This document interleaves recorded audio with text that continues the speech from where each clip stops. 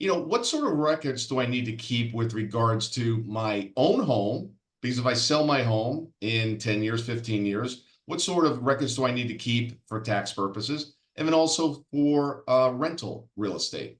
I'd say the same applies. Whether if you've redone a roof, a new kind of HVAC unit, those are expensive. Any kind of improvement for your regular home or rental property, because in reality, and this happens when we have huge swings in the economy and housing prices. So, we had housing prices, go up big time, 21, 22. Now they've gone down in 23 and 24. So you might want to move. And guess what? You might have a mortgage that's bigger than what you can sell the thing for. And so you might, if you might not be able to sell it at the price you want to do, but you want to move. So what you might do is you might try to buy yourself some time and rent the house out until the market goes back up. Right. Okay. But when you convert it from a primary residence to a rental residence, the math changes on how we might take some of those expenditures. You know what I mean? So if I bought the house at 400,000, I did $100,000 in improvements. Well, I can take the benefit of that potentially.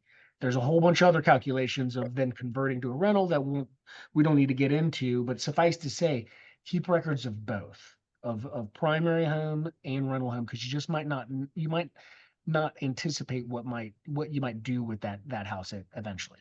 And I assume also, Trevor, that if it's a rental home or real estate, that also your maintenance on the rental would also be deductible where it would not be on your primary home. For sure, it depends on if you use that home as vacation home at all. Because there's you talk So, to a so tax I'm going to get person, the sense that like you're going to get all kinds of there's exceptions. like a rule and then there's Yeah, like yeah, an yeah, yeah. exception. All right, Yes, but let's say you don't use it as a vacation home at all. Yes, 100% of that thing is going to be deductible. got it.